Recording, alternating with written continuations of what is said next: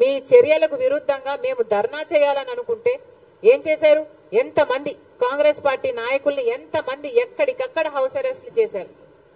అసలు ఒక ప్రోగ్రామ్ గా తీసుకొని ఒక యువకులంతా, యూత్ కాంగ్రెస్ అంతా, ఎన్ఎస్యుఐ అంతా మొత్తం అందరూ కలిసి చేస్తే ఎక్కడికక్కడే అరెస్టు చేశారు.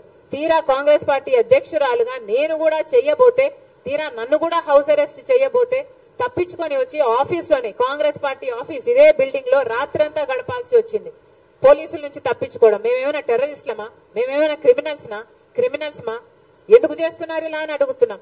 కనీసం ప్రజలకు, ప్రతిపక్షాలకు కనీసం నిరసన చేసే హక్కు కూడా లేదా?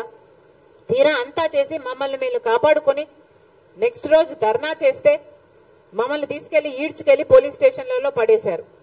పోనీ దాంతోనైనా మీకేమైనా చలనం వచ్చిందా? ఉద్యోగాలు ఇచ్చారు అంటే ఏం చేశారు? పోలీసులు వాడుకుంటున్నారు, మీ అధికార దుర్వినియోగం చేస్తున్నారు తప్పితే అసలు మీకు బీజేపీ పార్టీకి ఏమిటి తేడా అని అడుగుతున్నాం. బీజేపీ పార్టీ వాళ్ళకి ఇష్టం లేని వాళ్ళ మీద, వాళ్ళ కోపం వచ్చిన వాళ్ళ మీద ఈడీని ప్రయోగిస్తుంది, ఇన్కమ్ ట్యాక్స్ ను ప్రయోగిస్తుంది.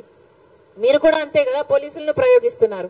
మరి మీరు బీజేపీ వారసులు అని మీరు అనిపించుకుంటున్నారు కదా, మీరు బీజేపీ వారసులు కాకపోతే మరి ఏమిటి? ఇది ఏం పద్ధతి అని అడుగుతున్నాం. బీజేపీ పార్టీ యువకులను మోసం చేసింది 2 కోట్ల